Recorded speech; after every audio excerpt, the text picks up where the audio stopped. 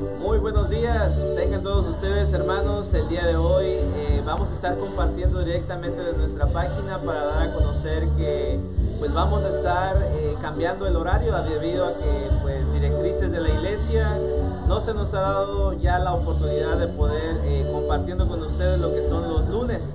Así que vamos a estar aquí los sábados y por favor les invitamos a que nos sigan en la página de Apologética, que es cómo dar razones de nuestra fe, para que así podamos precisamente dar razón de nuestra fe. El día de hoy vamos a estar hablando de la continuación del tema de la vez pasada, que fue la iglesia de Cristo. Esta es la segunda parte y yo quiero compartir con ustedes solamente un texto bíblico por el cual pues va a ser pues el seguimiento de este tema, que es la iglesia de Cristo. Así que mis queridos hermanos, mi nombre es Joel Benítez, gracias por acompañarnos y en unos momentos vamos a entrar con el hermano Carlos y yo solamente quiero leerle este texto bíblico. Permítame.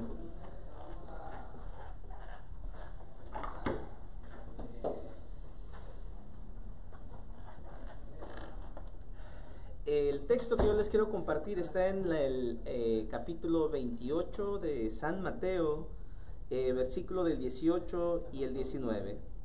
Jesús se acercó y les habló así: me ha sido dada toda autoridad en el cielo y en la tierra. Vayan pues y hagan que todos los pueblos sean mis discípulos. Bautícenlos en el nombre del Padre y del Hijo y del Espíritu Santo. Y enséñenles a cumplir todo lo que yo les he encomendado a ustedes. Es un mandato de Jesús. ¿A quién se lo da? A su iglesia, a sus apóstoles. Así que mis queridos hermanos, les invito a que se queden aquí con nosotros para entender claramente cuál es el mensaje del día de hoy, para compartir todos como hermanos. En el nombre del Padre, del Hijo y del Espíritu Santo. Amén.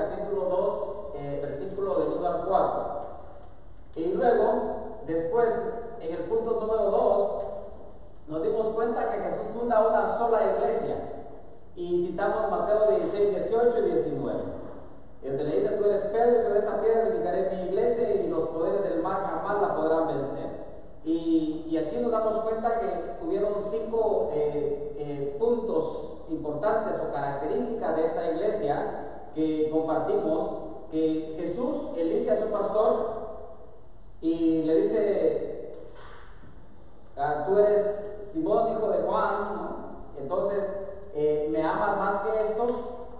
Y luego después, en el número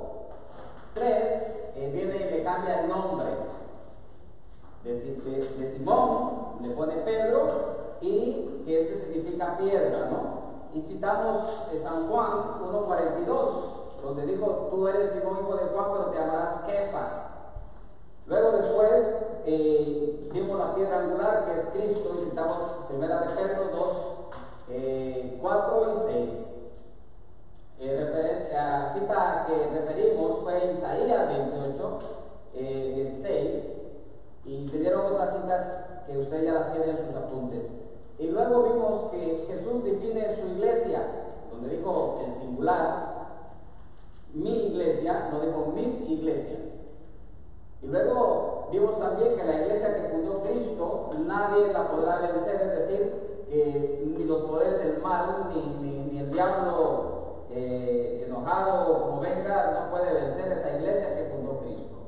Luego también vimos que la iglesia que fundó Cristo tiene a alguien que maneja las llaves, es el que abre las puertas y las cierra. Y nos dimos cuenta que la iglesia todavía no tenía el nombre de católica, había nada más algunos apodos, algunos le decían Nazareno, otros en el camino, luego la de las ovejas, bien se acuerdan, ¿verdad? De eso, haciendo un pequeño resumen. Luego después, la palabra cristiano aparece allá en Hechos de los Apóstoles, en el capítulo 11, versículo 26, donde se le da el nombre a aquel grupo que Jesús fundó, que ahora le llamamos iglesia, la iglesia de Cristo, el nombre de cristiano por primera vez. Luego nos dimos cuenta que la iglesia católica significa universal o todo, y leímos San Marcos capítulo 16 versículo 15. Luego después vimos quien le expresó por primera vez la palabra católica fue San Ignacio de Antioquía, ¿verdad? Y por eso le pusimos por ahí el año 113, 114 después de Cristo. Luego vimos también que la iglesia católica se llama romana porque su pastor, su líder, murió en Roma y está enterrado en Roma. Bajo los fundamentos de Roma está la tumba de San Pedro como el primer papa. Luego vimos que la iglesia que fundó Cristo tiene 4 atributos, cosa que ustedes ya lo saben, ¿verdad? Primeramente que es una, y citamos San Juan capítulo 17, 20 y 21. Luego vimos el segundo atributo, que la iglesia es santa, y como la iglesia es santa, citamos Efesios 5, 25, 27. Luego el tercer atributo, la iglesia es católica, y citamos San Marcos 16, capítulo 16, versículo 15 y 16. Y luego vimos que la iglesia es apostólica, y citamos Efesios 2, versículos 19 y 20. Y con esto completamos los 4 atributos, los cuales en misa los recitamos en el credo, ¿verdad? El credo de Nicea, que se formó en el año 325 después de Cristo. Y eso es lo que hablamos la vez pasada. Ahora vamos a ir con la primera parte. Y en la primera parte vamos a comenzar que la iglesia que fundó Cristo llegará hasta el fin del mundo. ¿Hasta dónde va a llegar? Hasta el fin del mundo. Es decir, que esta iglesia está en camino. Esta iglesia no se detiene. Esta iglesia que fundó Cristo tiene poder, tiene autoridad y sobre todo tiene quien la guíe, y quien la guía es el Espíritu Santo. Por eso, como la iglesia que fundó Cristo llegará hasta el fin del mundo, esa es la iglesia en la cual usted es miembro de esa iglesia. Yo soy miembro de esa iglesia. Una iglesia de 2000 siglos, de 2000 años, perdón, que tiene 20, 21 siglos casi. Entonces, para eso vamos a leer la cita bíblica de San Mateo en el capítulo 28, versículo 18 al 20, para darnos cuenta que la iglesia que fundó Cristo llegará hasta el fin del mundo. Buenos días, hermanos. Bienvenidos en el nombre del Señor. Voy a leer en el nombre del Padre, y del Hijo y del Espíritu Santo. Amén. Jesús se acercó y les habló así: Me ha sido dada toda autoridad en el cielo y en la tierra. Vayan pues y hagan que todos los pueblos sean mis discípulos. Bautícenlos en el nombre del Padre, y del Hijo y del Espíritu Santo, y enséñenles a cumplir todo lo que yo les he encomendado a ustedes. Yo estoy con ustedes todos los días hasta el fin de la historia.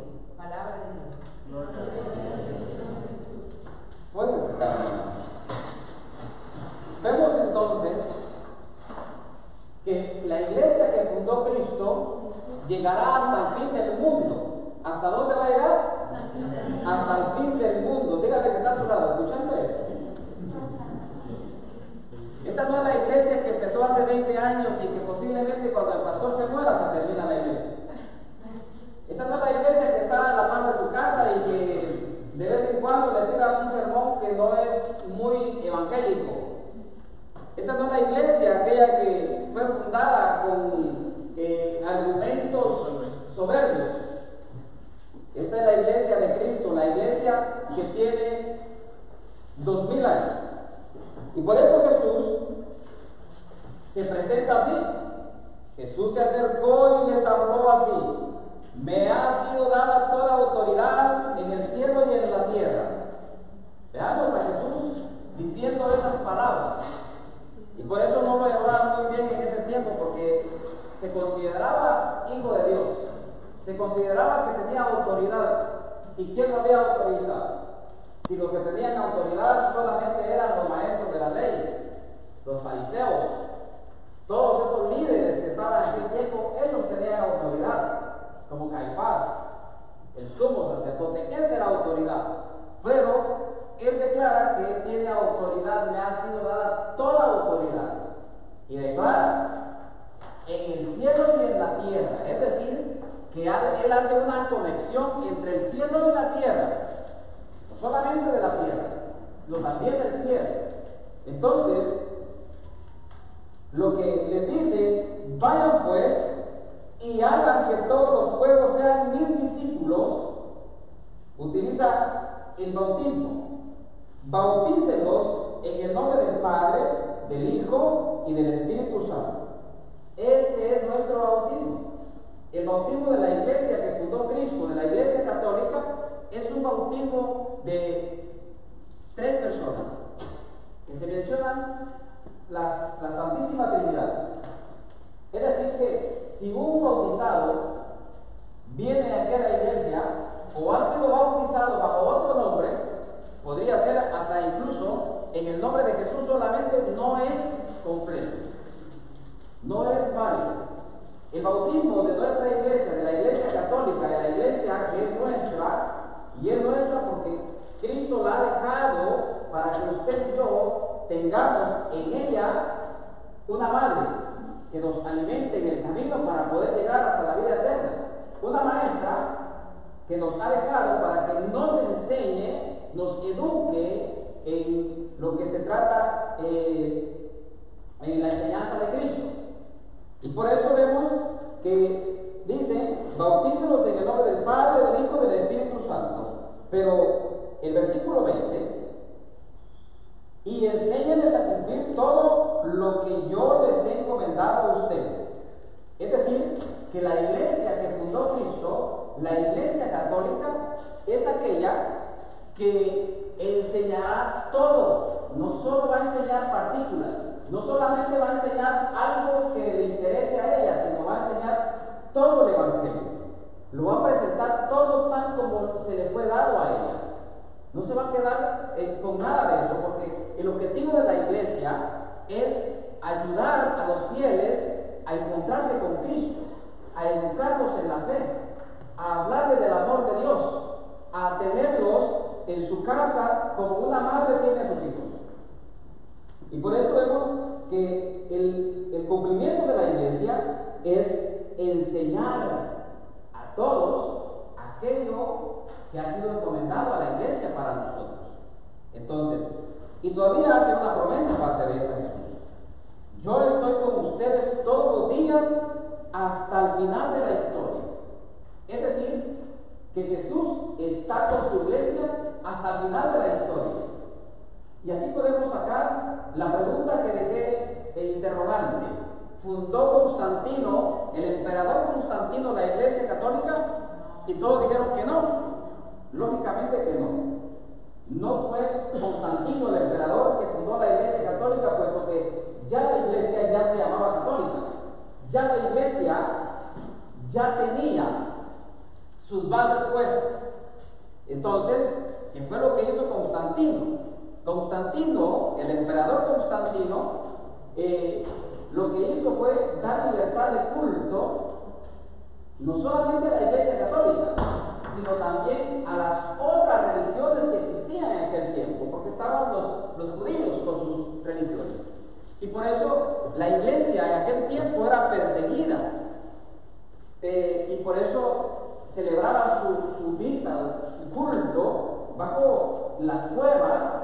Y cuando Constantino, el emperador, se da cuenta de que no había una libertad de culto, las personas no podían expresar su fe libremente porque eran amenazadas e incluso matadas, entonces él da esa libertad para todos en general. Pero como la iglesia de Cristo, los cristianos ya eran un número bastante grande y eran capaces de ofrecer la vida por Cristo, por su iglesia, no como nosotros. Nosotros a la primera nos desmayamos, a la primera o al primer peligro que vemos y ya salimos corriendo. Ellos cristianos eran capaces, y por eso tenemos una prueba, por ejemplo, San Esteban, que sabiendo lo que le iba a pasar, mas sin embargo grita en la plaza y lo amenazan, mas sin embargo él declaraba que Jesús era su Señor.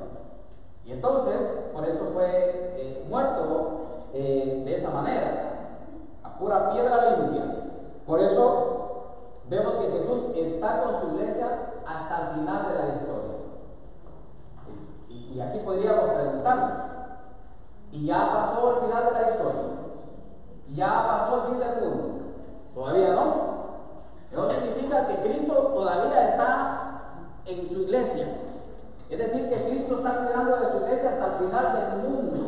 Cuando el mundo termine, termina la iglesia. Y esta iglesia entonces llegará hasta el final.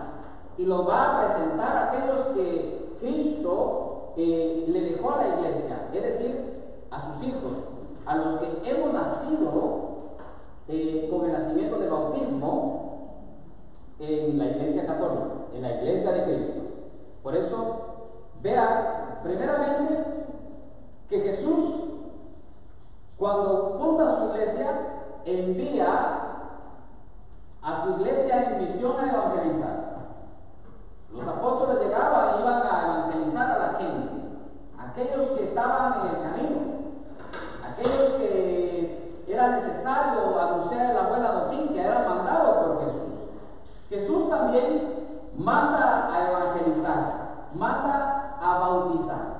Su iglesia, la iglesia de Cristo, era muy importante, dos cosas en aquel tiempo: evangelizar y bautizar. No podía ser una persona bautizada si ésta no era evangelizada cuando era un adulto. Cuando era un niño, entonces los adultos eran los responsables, como el día de hoy. Cuando un niño es bautizado, el responsable es los padres y los padrinos. En aquel tiempo pasaba lo mismo, no en este orden que hoy tenemos, pero sucedía así. Y para eso pudiéramos ir y ver, por ejemplo, Hechos de los Apóstoles, capítulo 16, versículo 31, cuando el carcelero pregunta: señores, ¿qué tengo que hacer para salvarme? San Pablo y Silas le dice: cree tú y serás salvo tú y toda tu familia y toda tu casa. Y enseguida dice la palabra de Dios que en la noche los bautizó, hicieron fiesta después de bautizarlos. Toda su familia fue bautizada ahí. Entonces, la iglesia mandó a bautizar. La iglesia mandó a enseñar y a cumplir todo lo que hemos leído aquí. Y también les prometió estar con ellos hasta el final del mundo. Es decir, que no estamos solos. Cristo camina con su iglesia en todo el mundo. Cristo camina con su iglesia, con los chinos, con los hindúes, con los hispanos, con todo aquel que dice yo soy un católico. Porque donde hay un católico, ahí está Cristo. Y donde está el católico, ahí está la iglesia también. Somos embajadores de Cristo y representantes de la iglesia cuando nosotros vamos. Por eso vamos a leer, vamos a ir al siguiente punto. La iglesia que fundó Cristo es visible. Y para eso, porque hay algunos hermanos piensan, y estos hermanos no son católicos lógicamente, algunos hermanos dicen que la iglesia que fundó Cristo no se refiere a una iglesia visible, sino a una iglesia espiritual. Es decir, que ellos, donde estén reunidos, pues ahí está la iglesia. Y para eso vamos a leer la siguiente cita bíblica, que está ahí mismo en San Mateo, en el capítulo 18, versículo 19 al 20, y despuesito vamos a leer la siguiente cita bíblica también enseguida, que es el mismo San Mateo, capítulo 18, versículo 15 al 18. Pero ahorita vamos a leer 18, 19 y 20. Asimismo, yo les digo, si en la tierra dos de ustedes se ponen de acuerdo para pedir alguna cosa, mi Padre Celestial se los concederá. Pues donde están dos o tres reunidos en mi nombre, ahí estoy yo, en medio de ellos. Palabra de Dios. Gloria a ti, Señor Jesús. Pues aquí podemos darnos cuenta. Ellos dicen, basado a este texto bíblico, ellos dicen que cuando Cristo funda su iglesia, es una iglesia que no es visible. Es decir, basado a este texto que hemos leído, asimismo yo les digo, si en la tierra dos de ustedes se ponen de acuerdo para pedir alguna cosa, mi Padre Celestial se lo concederá. Pues donde están dos o tres reunidos en mi nombre, ahí estoy yo en medio de ellos. Ahora, ellos dicen que la iglesia no es visible porque, basado al texto, con dos personas que estén reunidas, ya ellos dicen, aquí formamos una iglesia.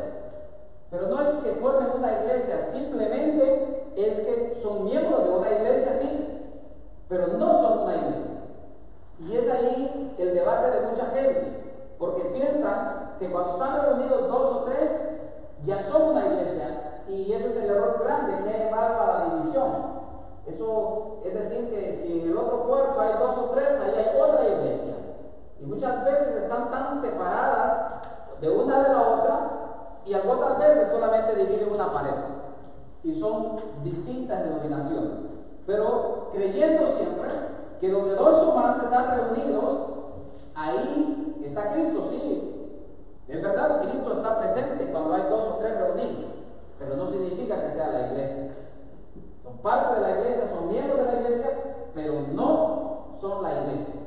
La iglesia, y eso para eso vamos a leer, porque un texto fuera de su contexto nos lleva a un pretexto, ¿verdad? Entonces, si tenemos un texto fuera de su contexto, nos lleva a un pretexto. Para eso tenemos que leer bien claro para saber de qué está hablando aquí.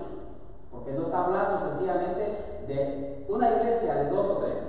Por eso vamos a leer, vamos a proceder versículos en el mismo capítulo, pero el versículo 15 al 18, para entender de qué está hablando aquí. ¿Cómo conviven los hermanos en la fe? Si tu hermano ha pecado, vete a hablar con él a solas para reprochárselo. Si te escucha, has ganado a tu hermano. Si no te escucha, toma contigo una o dos personas más, de modo que el caso se decida por la palabra de dos o tres testigos. Si se niega a escucharlos, informa a la asamblea. Si tampoco escucha la iglesia, considéralos como un pagano o un publicano.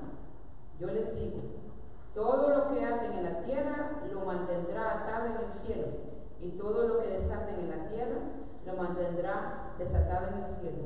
Palabra de Dios. Gloria a ti, Señor. Veamos de qué está hablando aquí. Primeramente, imagínense que hay una iglesia que ellos consideran que la iglesia no es visible, pero que en esos tres personajes surge un problema.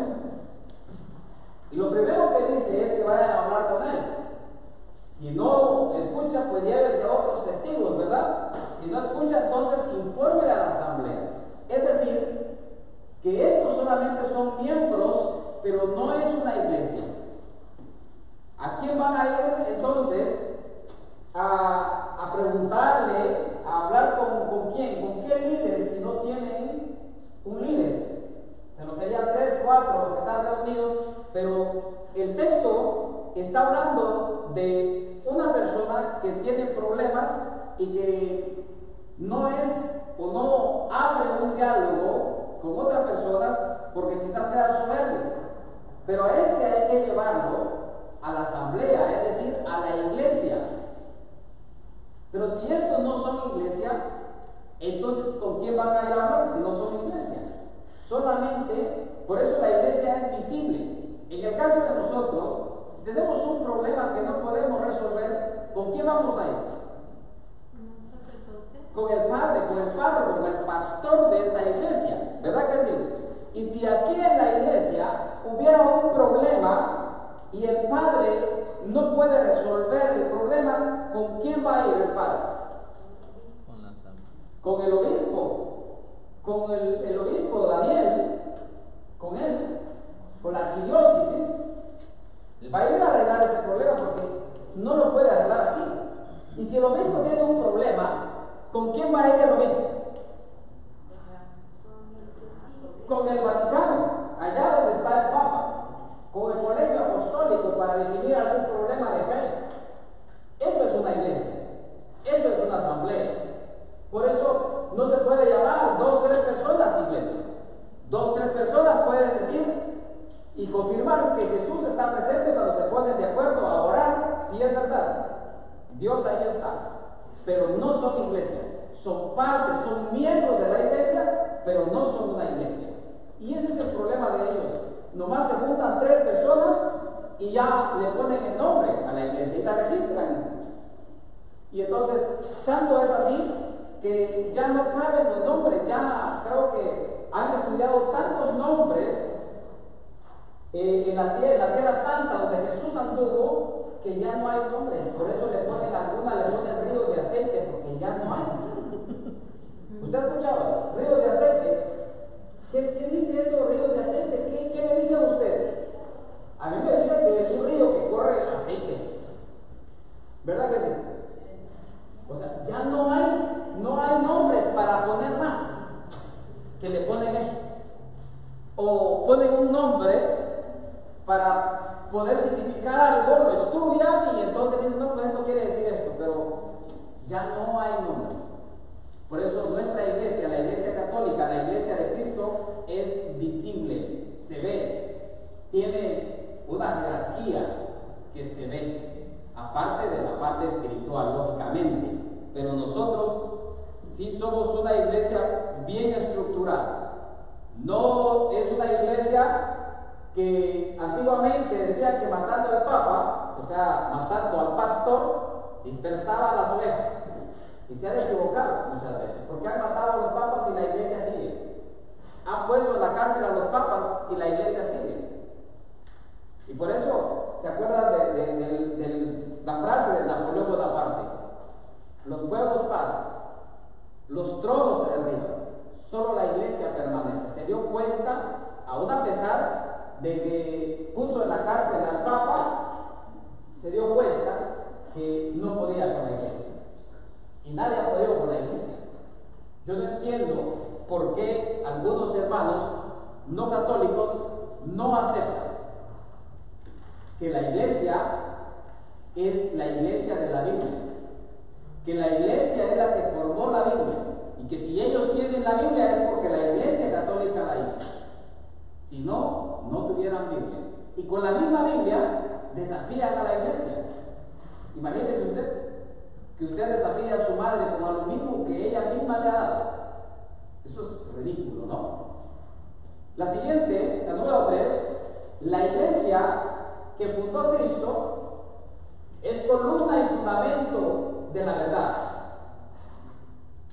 Es bien claro.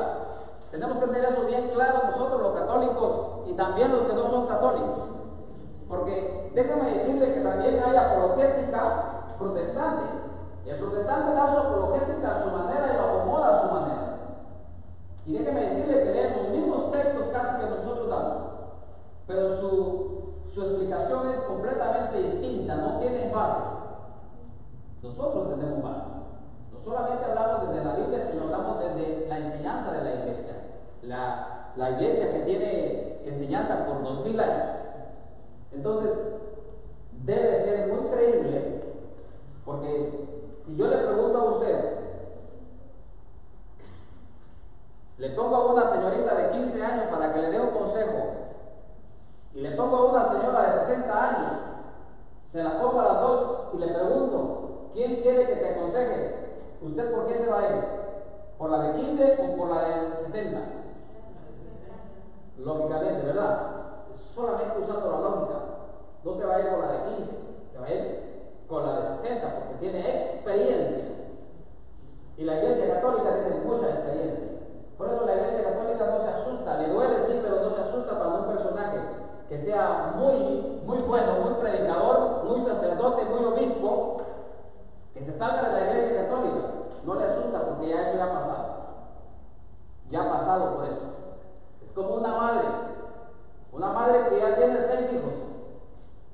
Se le cae a un niño, solo lo mira y le sonríe, ¿verdad? Lo anima para que no llore. Pero otra mamá que es nueva, en la primera que el niño cae, corre, porque no quiere, porque piensa que ya se mató el niño cuando se caía. No hay experiencia.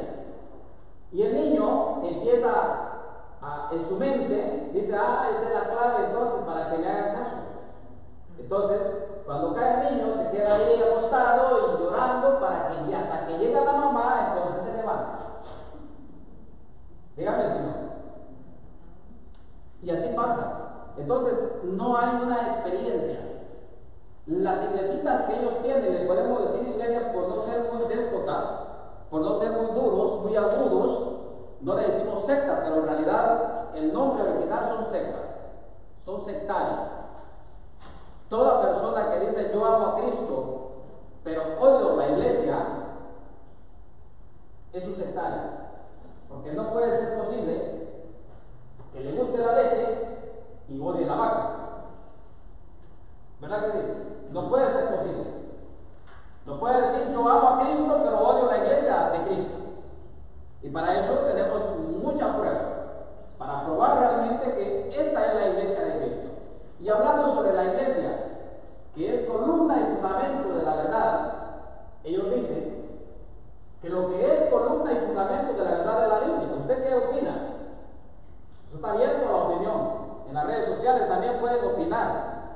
¿Es la Biblia el fundamento, la columna y fundamento de la verdad, o es la iglesia? ¿Es la Biblia o es la iglesia? A ver, levante la mano los que dicen que es la Biblia. Sin pena, aquí no hay nada que vaya a errar. El hermano, y viene de color, usted se sobresale por ahí, ¿no? Usted dice que el fundamento de la verdad entonces es la Biblia. Vamos, eso es lo que dicen muchos hermanos de allá afuera, y confirman.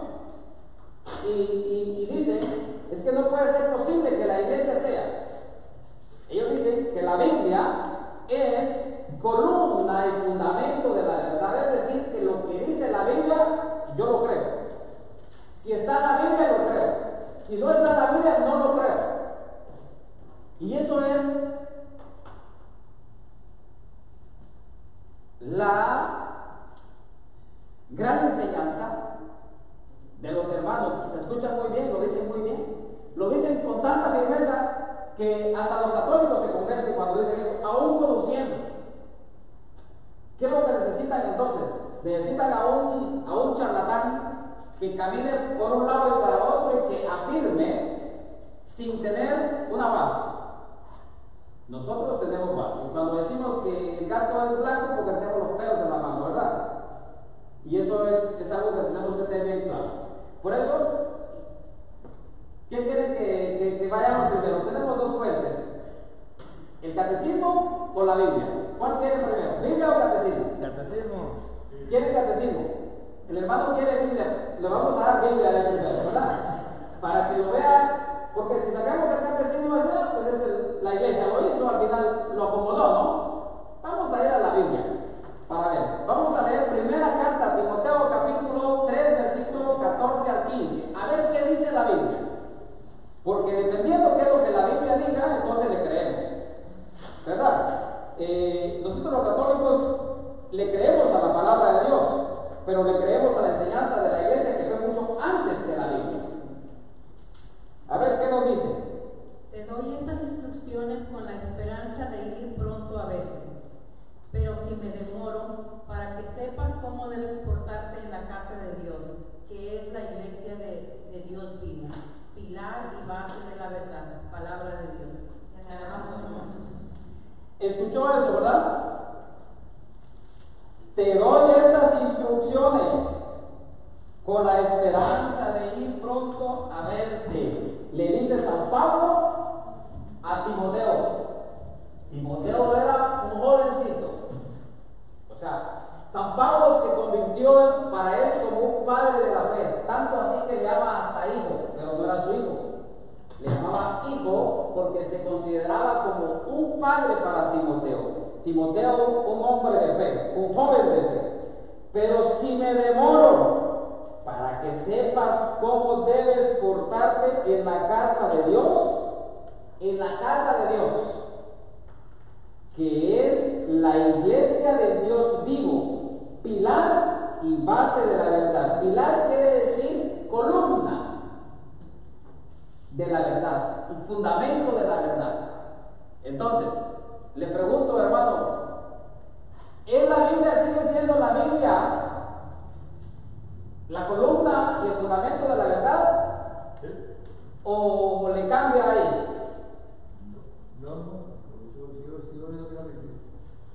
¿Usted sigue pensando que es la Biblia? Bueno, San Pablo a Timoteo le dice cómo debe de portarse en la casa de Dios, que es la iglesia, pilar y fundamento de la verdad. Pilar es columna, es el fundamento de la verdad, la iglesia. ¿Cómo debe de portarse en la iglesia, que es la casa de Dios?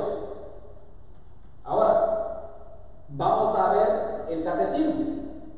Porque el catecismo, que tiene 2000 años, el resumen de la enseñanza de la iglesia de 2000 años, un pequeño resumen en el catecismo, en el número 2032, dice así la iglesia, columna y fundamento de la verdad, y nos está citando primera de Timoteo, la que acabamos de leer. O sea que la iglesia, cuando escribe el catecismo, antes ya fue la Biblia, pues la Biblia ella misma la hizo. Por eso cita a Timoteo y dice: recibió de los apóstoles este solemne mandato de Cristo de anunciar la verdad que nos salva, la verdad que nos salva. El catecismo de la iglesia nos confirma a nosotros los católicos lo que la Biblia dice. La Biblia, que es verdad, la Biblia que es también parte del fundamento, pero que la iglesia católica, que es citada por San Pablo a Timoteo, nos dice claramente que la iglesia es columna y fundamento, pilar de la verdad.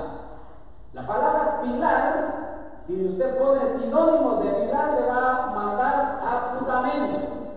Por eso es bien importante que tengamos bien claro eso, porque allá afuera la Biblia es solamente la Biblia. Lo que no saben los hermanos no católicos es que la Biblia que tenemos nosotros, fue hecha por la Iglesia Católica. Y más después vienen otros temas donde vamos a citar. Ahorita les puedo citar, por ejemplo,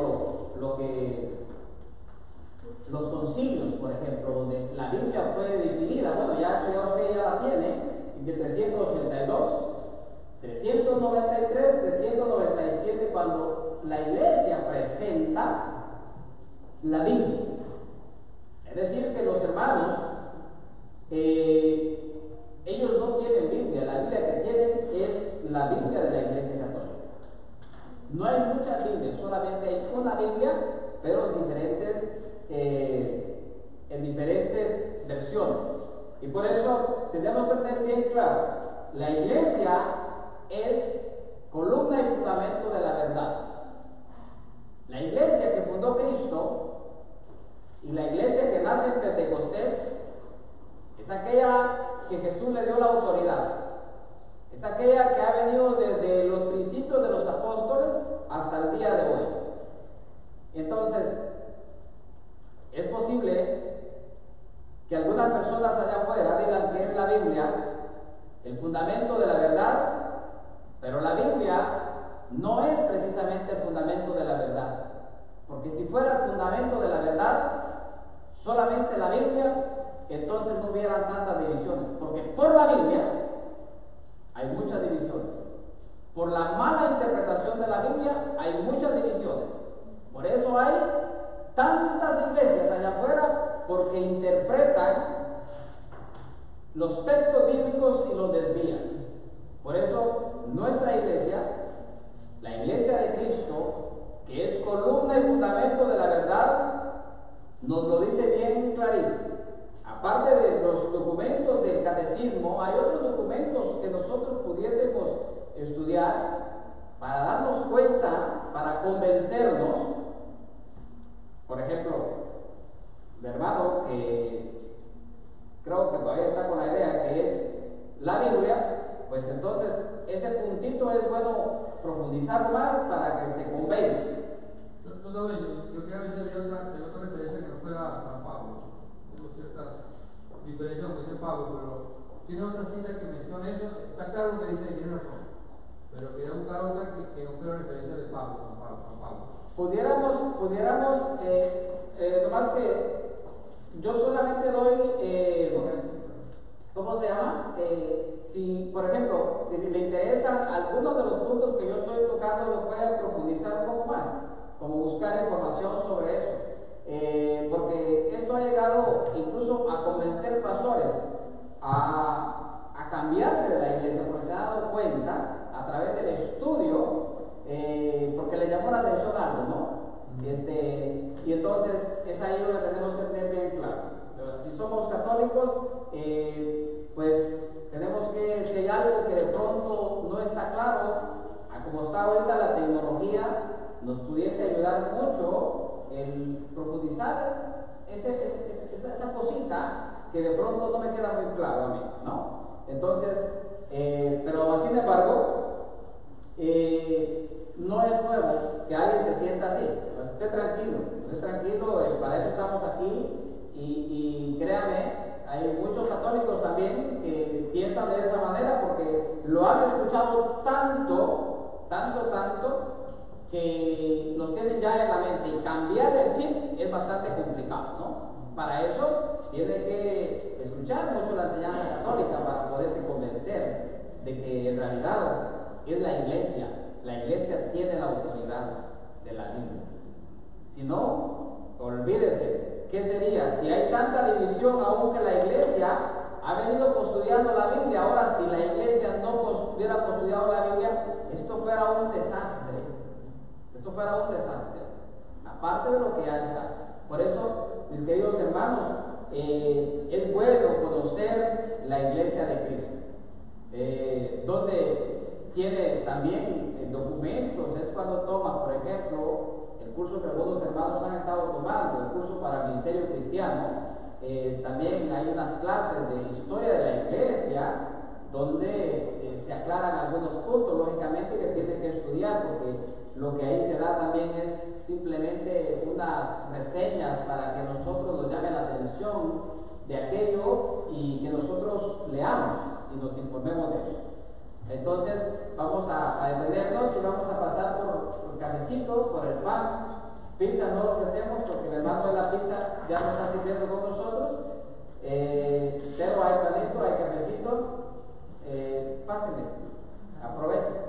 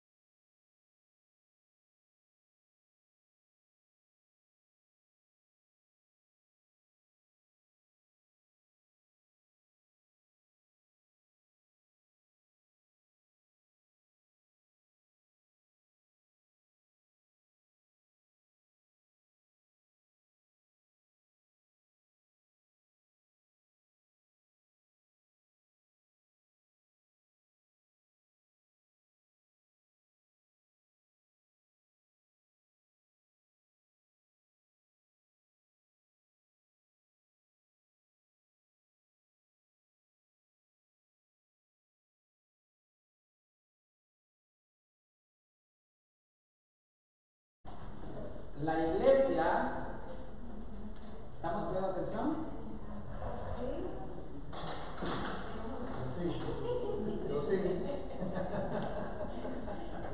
La iglesia que fundó Cristo es una iglesia de santos y pecadores. ¿Escuchó eso, verdad? La iglesia que fundó Cristo es una iglesia de santos y pecadores. No somos de santos. El problema allá afuera es que piensan que porque estamos en la iglesia somos tan santos que no podemos cometer ningún error. Ese es un grave error. Y quien practica mucho eso son los hermanos no católicos. Los hermanos no católicos practican mucho eso. ¿Y por qué razón? Déjeme explicarle algo. Yo que pasé por ahí, yo que estuve con ellos, cuando uno anda en las iglesias de allá afuera, agarra bastante experiencia, porque vamos, yo quizás me recorrí unas 20. Entonces la gente va a la primera y escucha al pastor como muy duro. No, este es muy duro, no me gusta. Se va a la otra. Allá el pastor es suave, tranquilo, pero martilla mucho el diezmo. No, yo no quiero, aquí no va conmigo. Y luego va y se recorre un montón. Y cuando cae en una iglesita que su mentalidad es compartida con la del pastor, esta es mi iglesia. Aquí me siento bien. ¿Verdad, Rafael? Aquí me siento bien.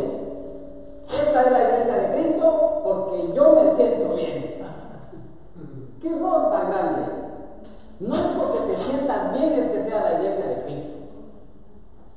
La iglesia de Cristo es una iglesia de santos y pecadores. Es decir, que todos tenemos la oportunidad de abrir la puerta y poder entrar. Pero muchos no quieren abrir la puerta. Muchos quieren que les abran la puerta. Es que yo no voy a la iglesia porque mi fulano de tal no me da buen testimonio para hacer así. Pues ¿para qué no? Está la puerta, pero no quiere abrir la puerta.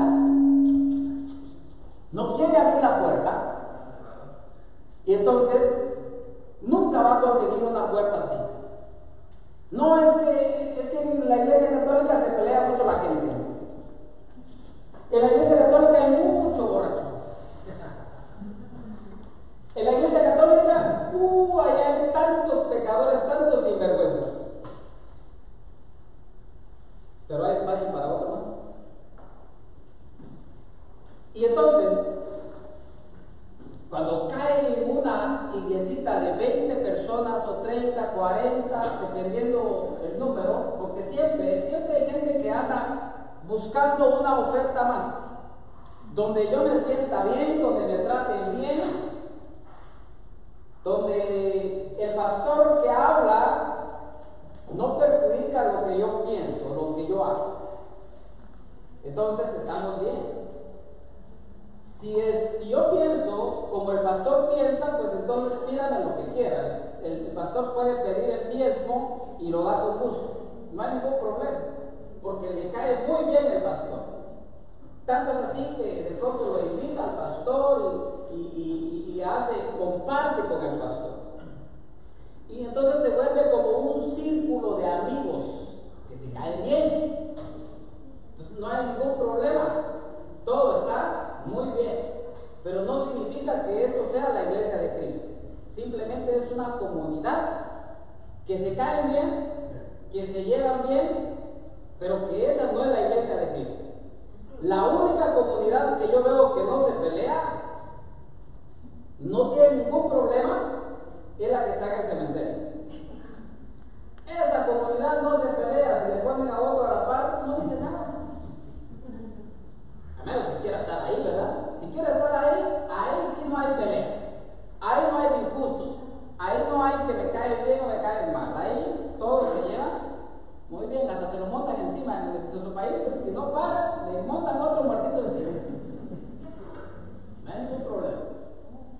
Entonces, la iglesia de Cristo es una iglesia de santos y pecadores.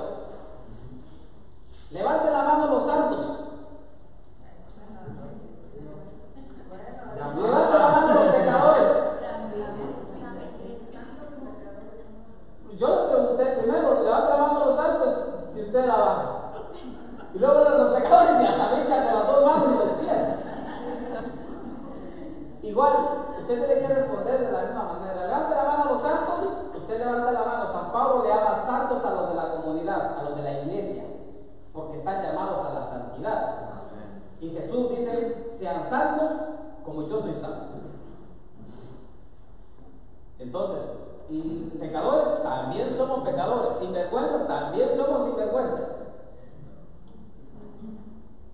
Y hay espacio para otros sinvergüenzas más. Esta es la iglesia de Cristo. No hay más. No hay una iglesia perfecta.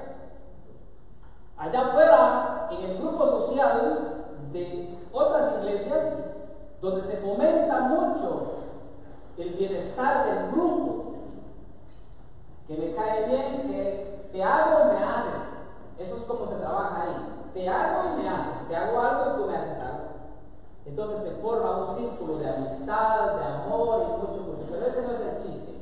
El chiste no es amarse nosotros solamente.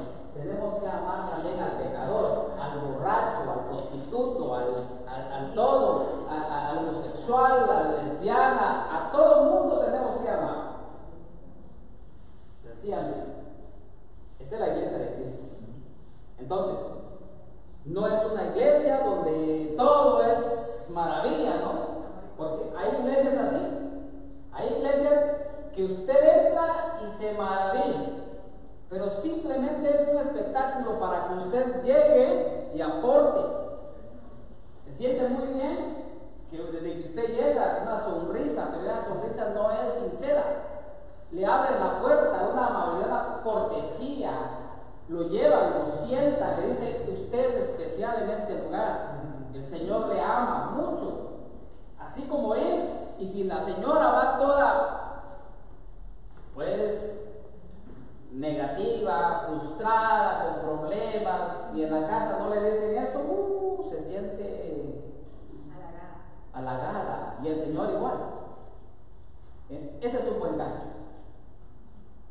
Y despuesito le están hablando y martillando que hay que aportar, porque el aire está, miren, no tenemos aire aquí, gracias a Dios. De adentro natural, ¿verdad? De afuera. Entonces, todas esas no son la iglesia de Cristo. Que tienen iglesias que tienen hasta sillones de butaca. Hay iglesias que tienen toda la tecnología, usted se sienta en su asiento y se puede acomodar como usted quiera. Tiene parqueo especial si usted quiere, nomás tiene que pagar. Hay vale parking y todo para que usted llegue y pague. ¿Verdad que sí? Hay de todo. Ahí lo que tiene que llevar es dinero. Es decir, que una persona pobrecita, sin nada, sufre ahí. O la hace de vale parking que vaya a trabajar, o la hace que vaya a limpiar. Pero no va a ser una persona común y corriente como en la iglesia católica, que desde el padre hasta el otro, hasta el servidor más bajo, todos servimos, todos trabajamos. Por eso es bien importante que tengamos bien claro, la iglesia de Cristo es una iglesia de santos y pecadores. Para eso vamos a leer una cita bíblica que nos presenta bien bonito. Vamos a leer San Mateo capítulo 13, versículo 24 al 30. Esta define la iglesia. ¿Cuál es la verdadera iglesia? Los verdaderos miembros de una iglesia. El trigo y la hierba mala. Jesús les propuso otra parábola. Aquí tienen una figura del reino de los cielos. Un hombre sembró buena semilla en su campo, pero mientras la gente estaba durmiendo, vino su enemigo y sembró cizaña en medio del trigo y se fue. Cuando el trigo creció, empezó a echar espigas. Apareció también la cizaña. Entonces los servidores fueron a decirle al patrón: Señor, ¿no sembraste buena semilla en tu campo? ¿De dónde pues viene esa cizaña? Respondió el patrón: Eso es obra de un enemigo. Los obreros le preguntaron: ¿Quieres que arranquemos la cizaña? No, dijo el patrón, pues al quitar la cizaña podrían arrancar también el trigo. Déjenlos crecer juntos hasta la hora de la cosecha. Entonces diré a los segadores: corten primero la cizaña y hagan fardos y arrójenlos al fuego. Después cosechen el trigo y guárdenlo en mis bodegas. Palabra de Dios.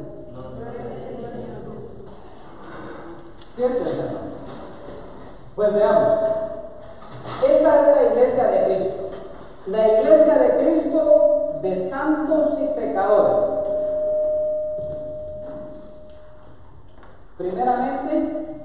Primeramente vemos que la iglesia de Cristo que funda su iglesia, Cristo hizo de su iglesia una unidad, unificó, llamó a 12, les habló, los formó, les enseñó, les dio amor, los cuestiona, como cuestionó a Pedro: ¿me ama más que estos? Quería, los examinó, ¿verdad que sí? Examinó. Y vea, aquí tenemos una presentación. El campo es la iglesia.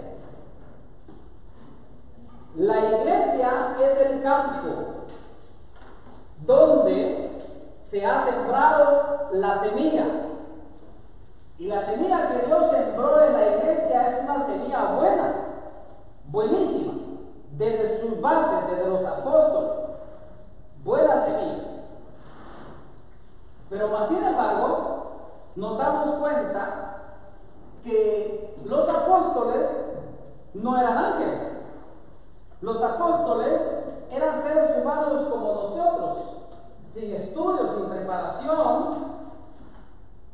Así que no conocían nada de eso. Fueron llamados, formados por ¿cuántos años? 3 añitos. ¿Cuántos años lleva usted en la iglesia? ¿Cuántos años de formación lleva en la iglesia? ¿Cuántos años? Imagínense, ellos tuvieron 3 años y Dios les pone el cargo de ser en este caso de Pedro, de ser el Papa y los otros obispos. Les da responsabilidad después de 3 años. Nosotros tenemos muchos años y no pasamos sin nuestra enseñanza, posiblemente, que hemos recibido o que nosotros hemos puesto importancia, viene siendo como una catequesis para niños, porque no hemos puesto atención. No porque la iglesia no nos haya dado, es que nosotros no hacemos el tiempo para estudiar esa enseñanza que Dios nos ha dado a través de la iglesia. Entonces, la iglesia empezó bien. ¿Qué pasó entonces? ¿Cómo entró la cizaña ahí? Apareció la cizaña. ¿Y cuál era la cizaña de aquel tiempo? Primeramente, los judíos con la ley, que empezaron a ver a los cristianos como una secta. Y empezaron a intrigarse, a odiarlos y empezar a querer desafiarlos y lógicamente los desafiaron.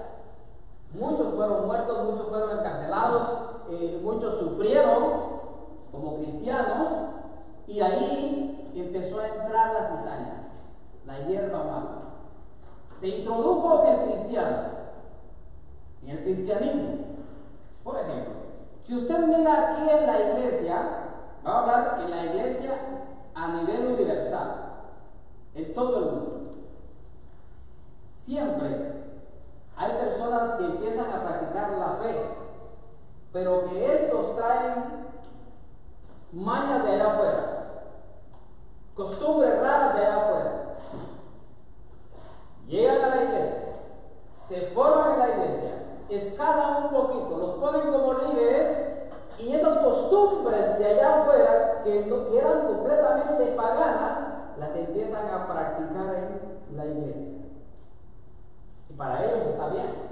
Y más de alguno otro que está por ahí, católico, también le parece, y entonces ya hay más fuerza, y por eso usted mira algunas cosas dentro de la iglesia que se practican, pero no es en realidad de la iglesia. Es la maleza que se ha metido, es la hierba mala que se ha metido a través del mismo cristiano. Entonces, hace la pregunta, los servidores le van a decir al patrón que no sembraste semilla buena. Claro que sembré semilla buena. Y entonces, ¿cómo apareció la maleza?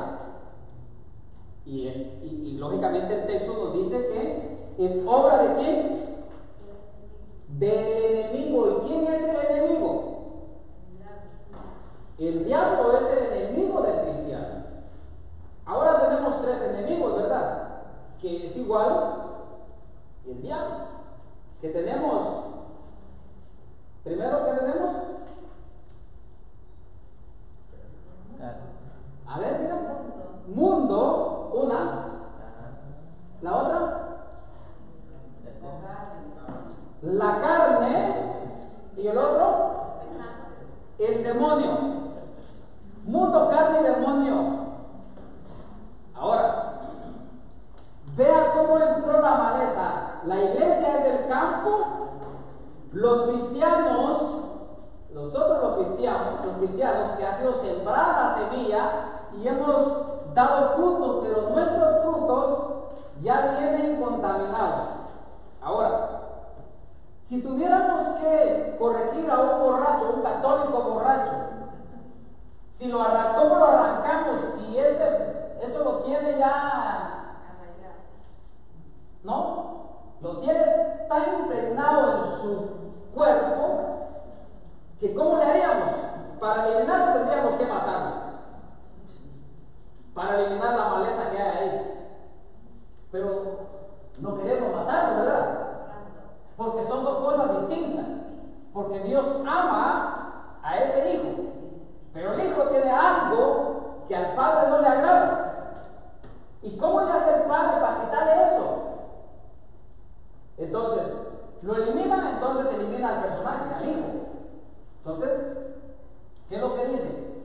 Déjenlo que crezcan juntos.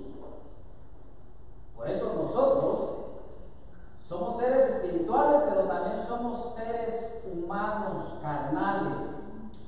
Algunas veces hacemos bien y otras veces hacemos mal. Algunas veces somos santos y otras veces somos pecadores. Y esas dos naturalezas están en nosotros. Ahí está. Entonces, como esta es una iglesia de santos y pecadores, no tenemos por qué sentirnos mal porque en la iglesia alguien dijo, es que mire que la señora aquella le gusta el chisme, o que mire que aquel le gusta, es muy borracho, que mire la carretera cuando ve, después de que sale de la misa. Eso es común. Es sencillamente que se convierte en cizaña. Es un santo, pero un santo triste, un santo que tiene la cizaña. Y todos tenemos algo, todos tenemos, algunas veces somos santos, algunas veces somos pecadores, pero vamos en ese camino, en el camino del Señor, de su iglesia. Así que nuestra iglesia es una iglesia de santos y pecadores. ¿Cuándo vamos a ser uno solo? Porque un día tenemos que ser uno solo, ya sea santos o ya sea pecadores. Es lo que nos dice la Biblia. Al final pondré en mis graneros, dice, el trigo, y la cizaña será arrancada y quemada. Ahí los va a separar. El segador empieza y divide lo bueno a un lado y lo malo a otro lado. Entonces ahí sí va a haber una definición. ¿Seremos entonces santos o seremos pecadores?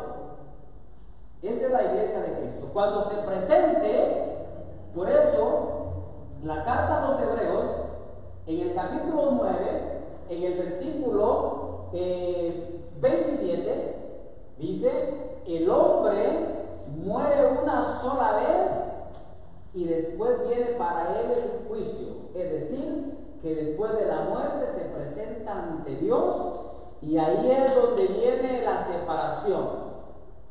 Pecador, pecador, santo, santo, medio pecador, y medio, ¿verdad? Que sería el purgatorio, a purgarse, a la purificación. Por eso, en sabiduría, el libro de sabiduría que los hermanos separados no tienen en su Biblia, en el capítulo 3, versículo 6, dice, y si Dios los puso a prueba y los encontró dignos, y los puso en el horno, los probó en el horno, como es probado el oro. No el oro, sino el oro. Donde es probado el oro en el horno para ver de qué calidad es. Y si así los encontró dignos, entonces puede pasar. Por eso es bien importante que tengamos bien claro, la iglesia es de santos y pecadores. Cuando usted, alguien le hable de eso, de su iglesia, y que diga, no, es que yo era un borracho, yo era aquí, no era allá, mira, es que lo que pasa es que tú sembraste mucho, alimentaste mucho la cizaña y creció tanto que la parte de la santidad te la dejó escondida. Eso es el ser humano. El ser humano, el cristiano, que va caminando hacia Dios como iglesia, va caminando representando a los santos y representando al pecado. En la manera que éste se mantenga firme en la fe, estará como disminuyendo la cizaña y sacar un poquito la santidad. O hace lo contrario y la santidad la baja y se llena de la hierba mala, anda escondida. Es decir, que muchas veces en el camino de la iglesia hacia Dios, hacia el último tiempo donde nosotros vamos a presentarnos, algunas veces se mira la santidad de uno, otras veces solo mira pecado. Muchas veces santidad, muchas veces pecado. Hay otros que caminan con santidad que alcanzan a sacar la cabeza de santidad, otros más.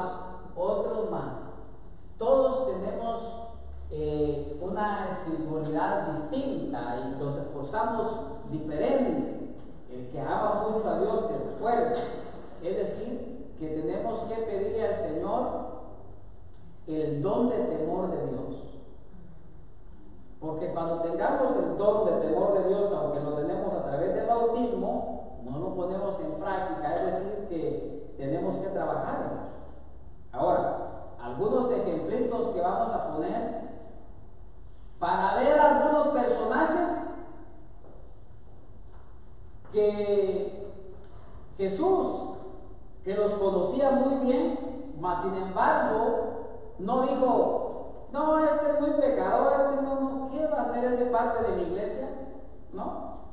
Tenemos, por ejemplo, a los que él llamó, a Simón Pedro, que lo negó ¿cuántas veces? 3 veces. Y lo examinó 3 veces. Jesús lo conocía muy bien.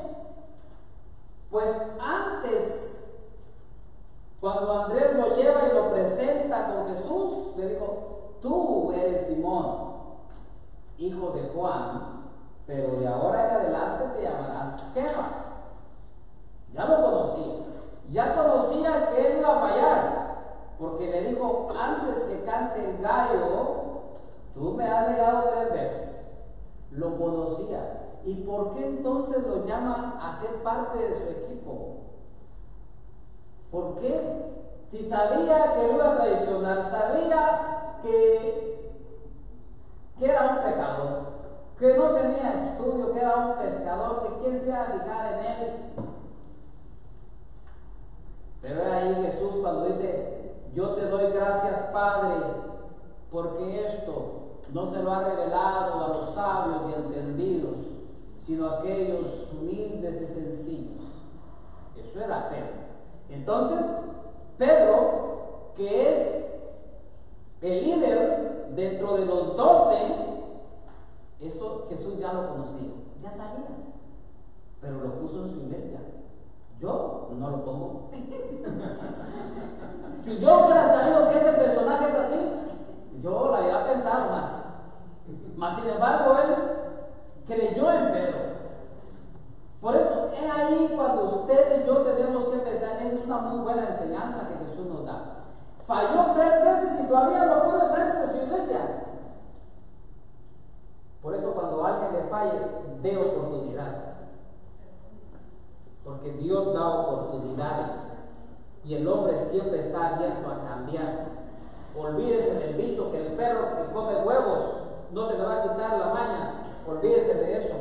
Dios da oportunidades. Y aquí vemos que le da oportunidad a Pedro. Otro ejemplo, Judas Iscariote. Jesús sabía desde su interior que era un ladrón, y aún así lo pone al frente del dinero. ¿Usted lo hubiera puesto sabiendo que es ladrón? Si usted y yo no conocemos a un personaje, puede ser un familiar o un amigo que venga de otro lado, pero usted no a la prima si primera le da la llave de su casa, aún sea su familiar, porque dice, y más si sabe que le gusta la uña, ¿no? Menos le va a dar la llave así.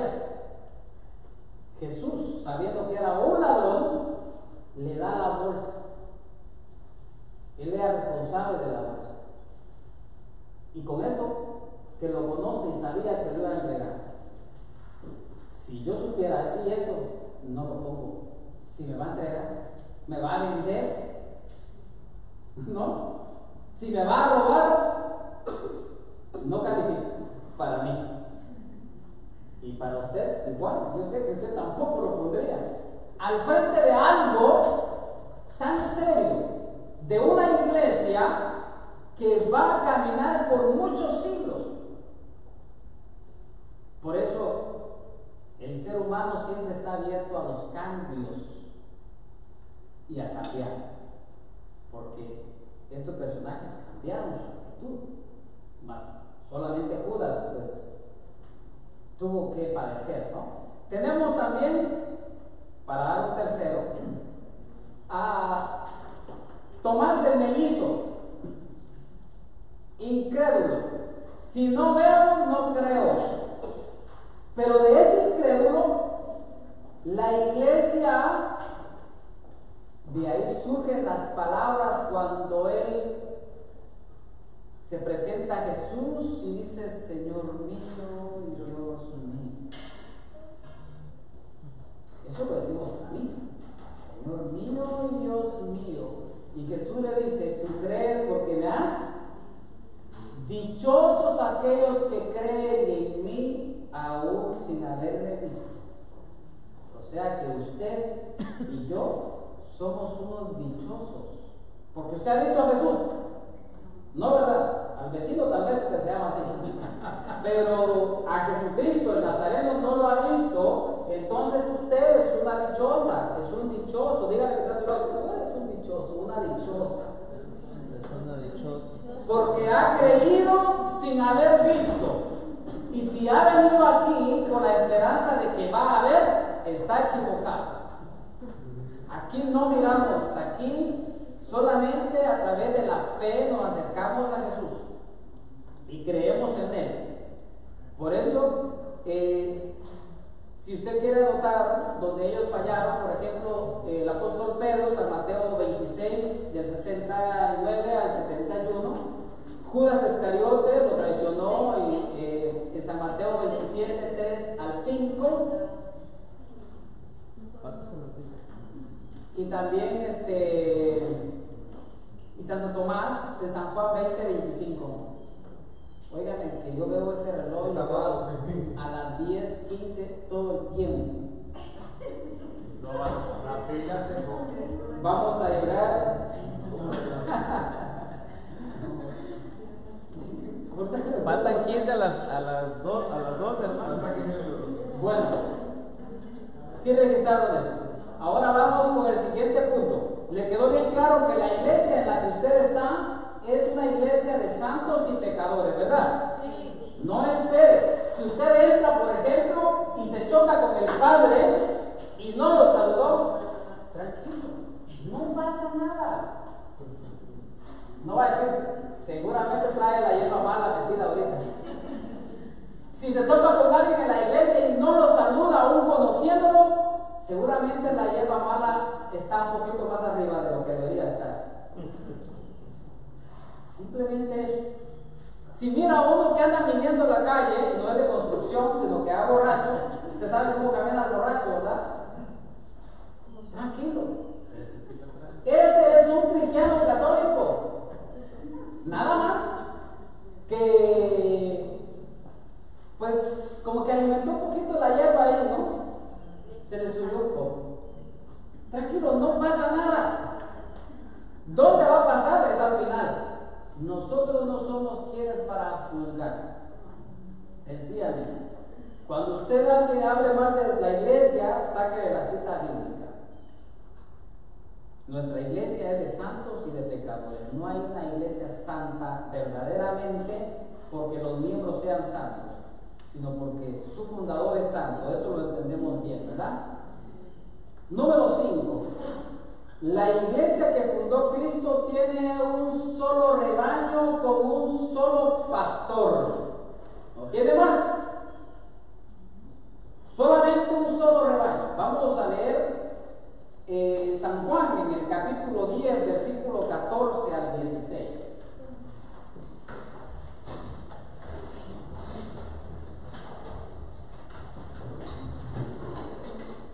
Yo soy el buen pastor y conozco a los míos como los míos me conocen a mí. Lo mismo que el Padre me conoce a mí y yo conozco al Padre, y yo doy mi vida por las ovejas.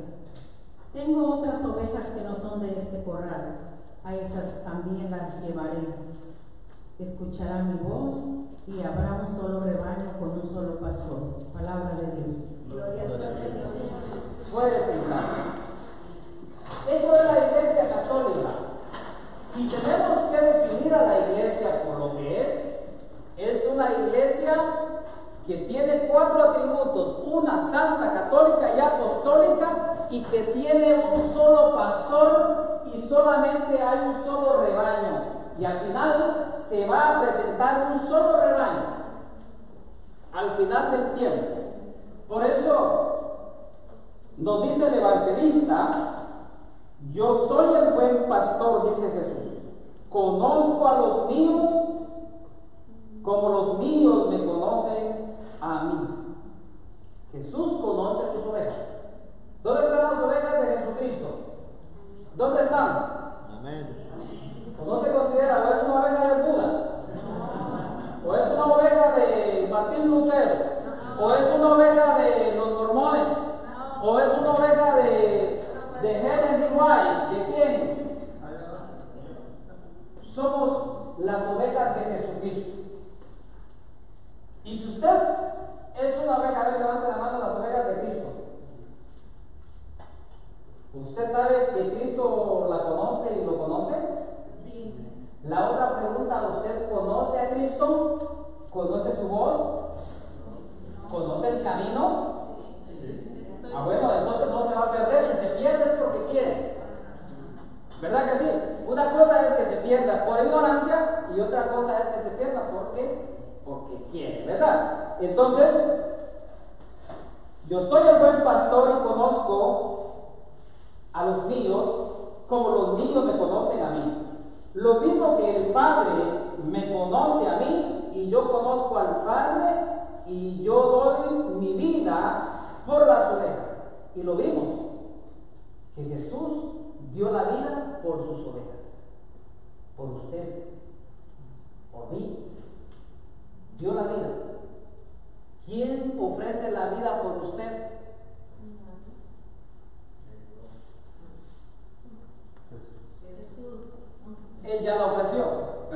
de Jesús alguien más que en la historia haya ofrecido la vida por sus ovejas. Solamente Jesús, y la da voluntariamente. Tengo otras ovejas que no son de este corral, y esas también las llevaré.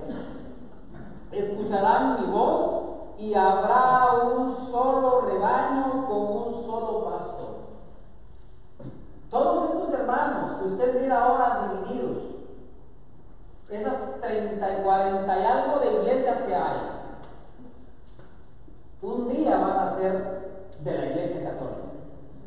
Tal vez tus ojos y mis ojos ya no lo vean, pero yo tengo fe que un día van a llegar a ser parte del mismo corral, porque son ovejas del Señor también, nada más que se salieron, se extraviaron, están en otros corrales, pero que son ovejas del Señor.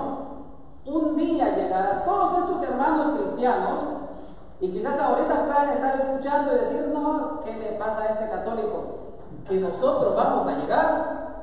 Tal vez ustedes no vayan a llegar porque hay soberbia, pero las nuevas generaciones van a ir reconociendo la iglesia de Cristo y se van a acercar a ella. Y la iglesia les abre la puerta siempre. Siempre lo estamos esperando, y que al final habrá siempre un solo rebaño con un solo pastor. Nuestro pastor principal, Cristo Jesús, ¿verdad? Pero nuestro siguiente pastor que Jesús dejó en la tierra como representación de Él, el Papa. Así de fácil. Él es el que rige, Él es el que dice. Y no solamente Él. En los primeros siglos, los papas regían por sí solos. Pero después, cuando usted estudia la historia de la iglesia, se da cuenta de que el Espíritu Santo, no es que el Papa llamó a algunos, vengan aquí y ustedes van a ser mis ayudantes, no. El Espíritu Santo empezó a poner en la mente de los obispos de aquel tiempo, y se empezaron a reunir como amigos, se volvieron como consejeros del Papa, y el Papa les gustó, y entonces se fueron reuniendo, y hasta el día de hoy eso se hizo patente desde el principio. Pero no es que el Papa los llamó a que se reunieran con él para que le ayudaran. Ellos empezaron a través del Espíritu Santo, iluminados por el Espíritu Santo, se empezaron a acercar al Papa, y el Papa les dio la bienvenida, y ahora están ahí, el colegio apostólico, que está para ayudar. El Papa, cuando toma una decisión de fe, no lo hace por sí solo, lo pasa siempre. Ustedes se han dado cuenta cuando hay una sucesión apostólica, el Vaticano se cierra, se ora, se pide al Señor y humea. Sale el humo, es cuando hay una decisión. Cuando sale el humo es porque ya decidieron, no tiraron numeritos, nada, es el Espíritu Santo. Nosotros y el Espíritu Santo estamos de acuerdo desde la iglesia. Por eso recuerden que esas ovejas que tiene el Señor vendrán a los pies de Cristo y serán parte de nuestra iglesia. Por eso usted no se mueva de donde está. Usted está en la iglesia de Cristo. Usted es un santo, pero también es un pecador. A ver, esas palabras usted no las escucha allá en Lakewood, allá con el pastor Joel Austin, allá la palabra pecador, uy, no es pecado mencionarlo ahí. La palabra pobre es pecado mencionarlo también. Allá solamente el evangelio de la prosperidad, ¿no? Usted da $10, recibe 100. Así es el evangelio de la prosperidad.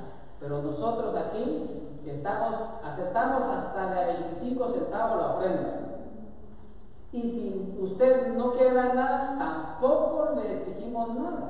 Su corazón estará abierto a lo que pueda dar, lo que usted quiera. No quiere dar nada. Por eso es que estamos ahora así como estamos, porque no somos tan generosos. Sí, porque si hubiéramos tenido dinero, hubiéramos ido los lunes. Vea el dinero no es importante, ¿verdad? Pero es parte de nuestra vida. Hace que las cosas se muevan. El evangelio no se vende, pero la transportación de este cuesta. Entonces, nos damos cuenta de que por no tener esos $5,000, pues no tenemos el día lunes también. Yo como quisiera mandar un cheque, pero más que no va a tener los $5,000, ¿verdad? Y usted igual de pronto. Entonces, tengamos bien claro eso, que la iglesia de Cristo tiene un solo rebaño y un solo pastor. No hay más pastores. El único pastor es Cristo Jesús y el Papa y sus sucesores. Ahora, en el punto número 6. La iglesia que fundó Cristo tiene la marca de los 12 apóstoles en el cielo. Vamos a leer Apocalipsis en el capítulo 21, el versículo 14. La muralla de la ciudad descansa sobre 12 bases, en las que están escritos los nombres de los 12 apóstoles del Cordero. Palabra de Dios. Vio claramente que en esas bases, en esa muralla, la muralla de la ciudad, ¿desde cuál ciudad? De la Nueva Jerusalén. La Nueva Jerusalén que es en el cielo. Algunos hermanos, especialmente los testigos de Jehová, los mormones y todos esos, piensan que la Nueva Jerusalén va a ser aquí en la tierra, la nueva tierra, que todo va a ser aquí en la tierra. No, la Nueva Jerusalén es en el cielo. Y por eso vemos que los apóstoles son tan famosos que sus nombres están registrados en la muralla de esa ciudad, porque son considerados columnas, bases, simiente de la iglesia de Cristo, y por eso sus nombres están registrados ahí. Pero también sabe usted que su nombre está registrado en el libro de la vida también.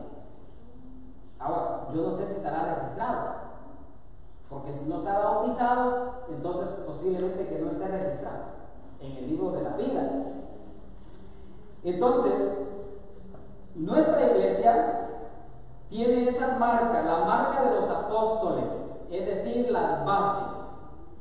Por último, la iglesia que fundó Cristo es una iglesia triunfante. ¿Es una iglesia qué? Triunfante, que triunfa, que va a llegar y que va a triunfar. No es una iglesia que se queda en el camino y que se termina en el camino, como otras iglesias que han declarado que su iglesia es la iglesia de Cristo y que se murió el pastor y ahí murió la iglesia. Es decir, que esa no era la iglesia de Cristo, era la iglesia del pastor. Entonces, es ahí donde tenemos que tener mucho cuidado, que nosotros tenemos que pertenecer a una iglesia que tiene un solo rebaño y un solo pastor, y que ésta llegará hasta el final del mundo, y que es una iglesia triunfante, que va a llegar victoriosa y se va a parar frente al Cordero. Vamos a leer Apocalipsis en el capítulo 7, versículo 9 al 10.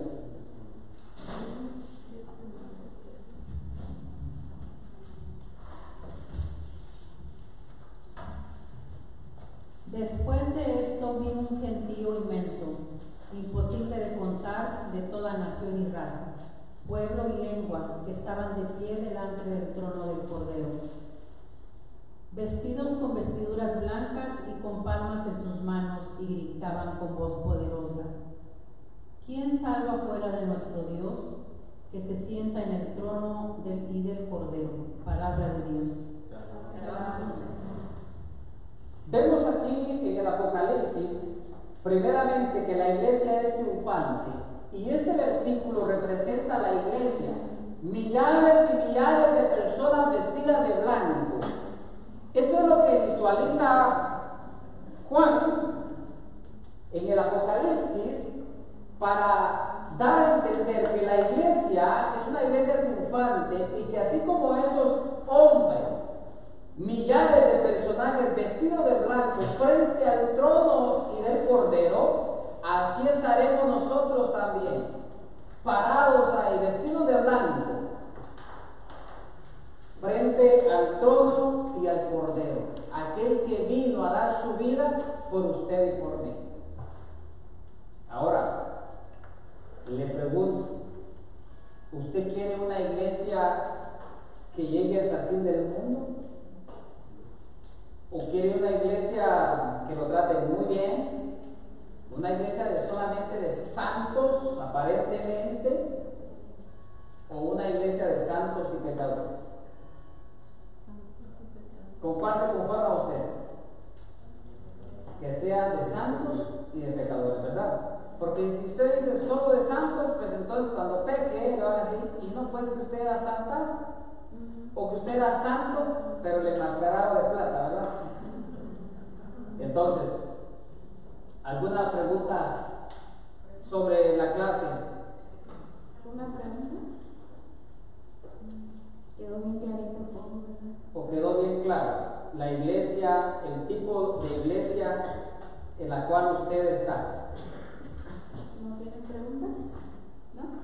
Ok, no preguntas. ¿No hay ninguna pregunta?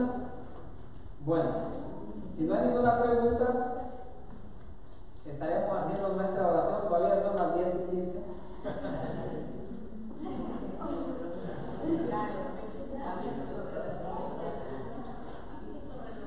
Y el resumen próximo. Ok, avisos. El sábado despuesito de Acción de Gracias, ¿es qué fecha? Es 30. No vamos a tener clases, porque yo sé que de pronto usted vaya a salir por allí, bueno, esperamos, o alguien salga, entonces no queremos que falte porque se fue por allí, ¿verdad? Entonces queremos pues que disfrutes, y si va a tener que salir con la familia un fin de semana largo, pues tranquilo, ¿no? No va a estar, ay, que había clase y me la perdí o algo, ¿no? Sino que disfrute, vamos a tenerla libre. Fechas navideñas, en diciembre también van a haber 2 fechas. Nuestra última reunión, que viene siendo convivencia, que es el 14, el sábado 14. Convivencia y examen. Y de ahí regresaríamos hasta el 4. Convivencia y examen, lógicamente no está muy difícil, son algo de lo que ya hemos tratado aquí. Y le va a servir mucho examinarse, ¿verdad? Para ver qué tanto ha aprendido. Yo sé que el hermano para ese entonces, cuando venga la pregunta, ¿es la iglesia fundamento de la verdad o es la Biblia? Seguramente va a saber elegir ahí, ¿no? Yo espero. Vamos a estar orando para que eso pase. El resumen de lo que habló se le va a dar hasta el próximo sábado. El resumen, sí, el resumen va a estar listo para la próxima semana de la clase de hoy. Ya está listo, nada más no pudimos imprimirlo, pero está para la próxima semana. El próximo tema es un tema bastante importante no por lo que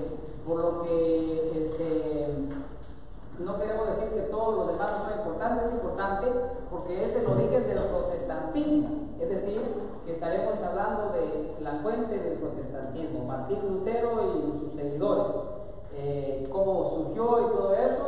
Entonces, pues para que pueden, ahora que cambió la fecha, rieguen en los contactos que tienen, de pronto alguno está interesado y venga, y pues eso le ayudaría, ¿no? que su conocimiento se amplíe más de lo que lo tenga, y eso sería gracias a Dios y a usted que estaría motivando a esa persona, ¿verdad?